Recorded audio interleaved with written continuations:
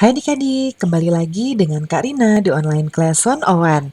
Kali ini kita akan belajar untuk kelas 4 tema 3, subtema 1, hewan dan tumbuhan di lingkungan rumahku.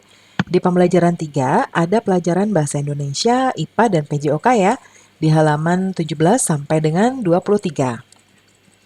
Nah, adik-adik untuk melihat video lain, adik-adik bisa klik di kanan atas video Kak Rina seperti ini. Lalu nanti dicari nih adik-adik mau lihat yang mana. Ini ada playlist untuk tema tersebut dan juga di subtema pembelajaran lainnya. Atau kalau nggak ketemu bisa juga klik di kolom deskripsi, nanti ada daftarnya playlist kelas 1, kelas 2, dan seterusnya. Misalnya adik-adik mau lihat playlist kelas 4, diklik di biru-birunya di bagian playlist kelas 4 tema 1 sampai 8, diklik ya. Nanti akan masuk ke playlist kelas 4. Nih, seperti ini, kelas 4 tema 1, matematika kelas 4, kelas 4 tema 2. Misalnya adik-adik mau lihat kelas 4 tema 2, diklik putar semua seperti ini. Nanti video yang diputar pertama kali adalah yang paling halaman awal ya. Ini halaman 1 sampai 4, kemudian berikutnya 5 sampai 6, kemudian 6 sampai 9 dan seterusnya. Jadi kalau adik-adik mau lihat halaman lain, bisa dicek aja di sini ya. Nah, adik-adik kita mulai ya. Ada Dayu di sini. Kata Dayu, lingkungan yang hijau berpengaruh terhadap kesehatan manusia ya. Nah, hal ini salah satunya karena manusia itu menghirup oksigen yang dihasilkan oleh tumbuhan. Nah, yuk kita bermain sambil berolahraga di lingkungan yang segar ya. Nah, jadi hari ini kita akan belajar tentang tumbuhan, tapi sebelumnya kamu dan temanmu akan keluar ruangan untuk berolahraga, bermain bola zigzag. Perlengkapan yang disiapkan adalah 2 bola kecil, kemudian aturan bermainnya kelasnya dibagi menjadi 2 kelompok, A dan B.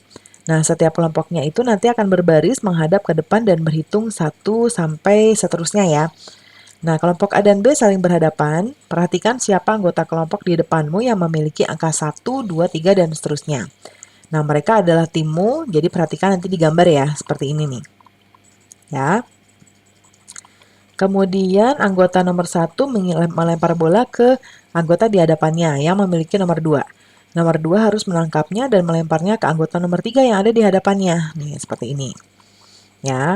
Jadi anggota yang warna biru berarti 1, 2, 3, 4, 5, 6, 7, 8. Anggota warna merah berarti anggotanya ada di sini. 1, 2, 3, 4 ya. Jadi zigzag. Ya. Nah, kemudian sebelum bermain lakukan pemanasan dulu ya. Perhatikan arahan yang disampaikan oleh Bapak Ibu Guru. Nah, permainan bola zigzag ini bisa divariasikan adik-adik dengan menggunakan 2 bola. Ya. Nah, 2 bola, kemudian 1 bola dimulai dari ujung sebelah kiri dan bola lainnya dari sebelah kanan ya. Nah, lalu dilemparkan secara bersamaan ya. Nah, setelah melakukan permainan, diskusikan keterampilan yang diperlukan dalam bola zigzag tadi adik-adik. Ya, dengan menjawab pertanyaan berikut. Yang pertama, Karina sudah buatkan di sebelah kanan. Apakah kamu sudah dapat melemparkan bola dengan baik? Jelaskan.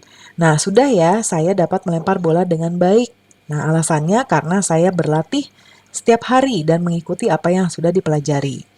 Kemudian, soal berikutnya, apakah kamu sudah dapat menangkap bola dengan baik? Ini sebetulnya disesuaikan dengan jawaban adik-adik ya. Karina contohkan aja. Sudah saya dapat menangkap bola dengan baik. Alasan yang diberikan karena tadi latihan setiap hari ya. Caranya bola ditangkap dengan kedua telapak tangan yang dibuka. Lalu, apa saja keterampilan yang diperlukan di permainan bola zigzag ini? Keterampilannya yaitu pertama melempar dan menangkap bola. Ya, serta keseimbangan dan kekuatan otot kaki. Lalu apa rencanamu untuk lebih meningkatkan keterampilan kamu dalam dan melempar dan menangkap bola? Nah, saya akan melakukan latihan secara rutin ya untuk meningkatkan keterampilan menangkap dan melempar bola. Kemudian saya berusaha agar kemampuan yang dimiliki menjadi lebih baik pastinya ya. Nah, berikutnya sekarang kita sudah olahraga ya, segar. Nah, sekarang adik-adik tahu nggak kenapa udara segar? Nah, tumbuhan hijau membuat segar udara karena menghasilkan oksigen ya. Sekarang kita kenali beberapa bagian tumbuhan. Yang pertama akar. Nah, akar ini bagian yang ada di bawah tanah ya, seperti ini adik-adik. Nah, beberapa jenis tumbuhan ada juga yang akarnya menggantung, ya. Nah, akar ini fungsinya fungsinya apa sih, Karina? Nah, dia adalah sebetulnya untuk mengokohkan tumbuhan supaya dia berdiri tegak. Ya, jika tumbuhan tidak punya akar, ya akan mudah dicabut. Ya, karena dia akar tuh kayak gini. Jadi kayak dia tuh berpegangan di bawah tanah. Kemudian selain mudah dicabut, mudah roboh kalau ada angin, ya, dan kalau ada air hujan bisa juga hanyut. Ya, lalu zat mineral dan air yang dibutuhkan tanaman ya memang dari akar juga ya adik-adik ya. Tapi ada juga tumbuhan tertentu akarnya tidak hanya berfungsi menyerap air dan mineral, tapi juga sebagai penyimpanan cadangan makanan. Ya, misalnya di umbi-umbian. Makanya kan kalau misal umbi-umbian kayak singkong, ubi jalar ya, itu dia besar-besar akarnya. Jadi yang kita makan tuh akar sebetulnya. Kemudian bunga. Bunga juga bagian tumbuhan yang berfungsi sebagai alat perkembangbiakan tumbuhan yang merupakan tumbuhan biji. Ya, lalu kalau daun, ini adalah berfungsi untuk tempat berlangsungnya fotosintesis ya. Nah, dia mengandung banyak zat warna hijau yang disebut dengan klorofil. Daun terdiri atas tangkai daun dan helai daun ya. Lalu batang. Nah, bagian ini berada di atas tanah, fungsinya adalah untuk tempat munculnya daun, bunga, dan juga kalau ada buahnya dia akan tempat berbuah. Nah, batang berfungsi mengedarkan atau menyalurkan mineral ya dan air yang diserap oleh akar tadi. Jadi air diserap, nah dia akan menyalurkan ke sini, ke sini, ke sini, dan semuanya ya. Nah, kemudian serta zat makanan hasil fotosintesis ke seluruh bagian tubuhnya dia. Lalu kalau yang ada buahnya, buahnya juga bagian tumbuhan yang berfungsi melindungi biji serta cadangan makanan buat biji yang berkecambah. Ya, contohnya mangga dan apel kan di dalamnya ada bijinya ya adik-adik ya. Nah, seperti itu. Lalu biji. Nah, biji merupakan hasil dari pembuahan yang terjadi akibat penyerbukan antara serbuk sari dan sel telur pada putih. Nah, kalau biji ditanam akan tumbuh lagi jadi tanaman baru ya adik-adik. Nah, biji itu punya keping ya. Ada yang keping 1 dan keping 2. Nah, kalau yang berkeping 1 disebut monokotil, kalau berkeping 2 disebut dikotil.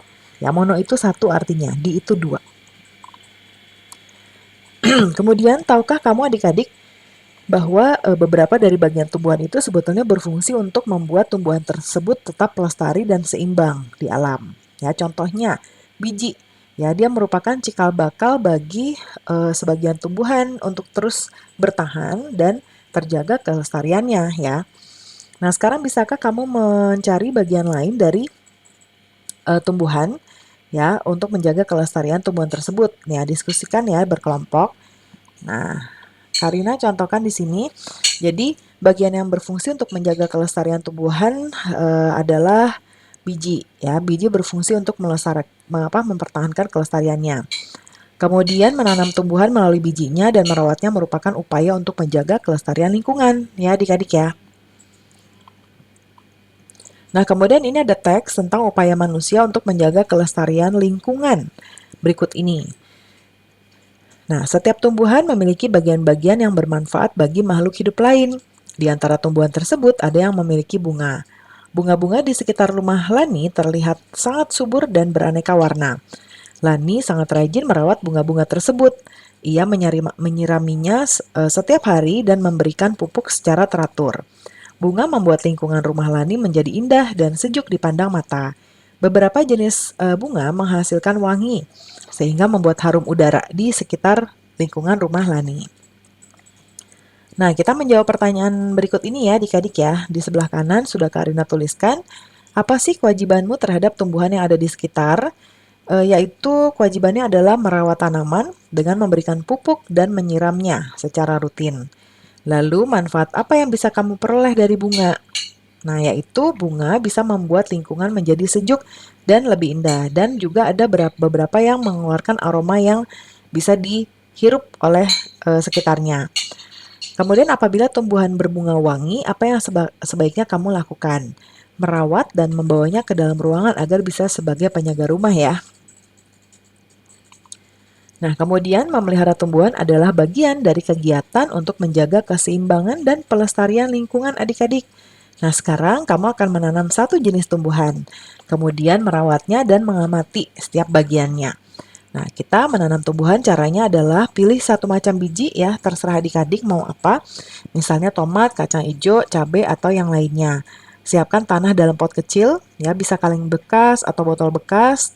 Kemudian masukkan bijinya di dalam tanah sekitar dipendamkan 3 cm ya, misalnya ini tanah. Ya, ini pot ya, misalnya. Nah, ini agak dimasukkan di sini. Jadi nanti bijinya ada di sini. Ini sekitar 3 cm. Ya, disiram secukupnya. Menyiram tanaman juga nggak boleh terlalu banyak ya adik-adik. Jadi secukupnya aja. Lalu simpan tumbuhannya di depan kelas. Siramlah setiap hari ya.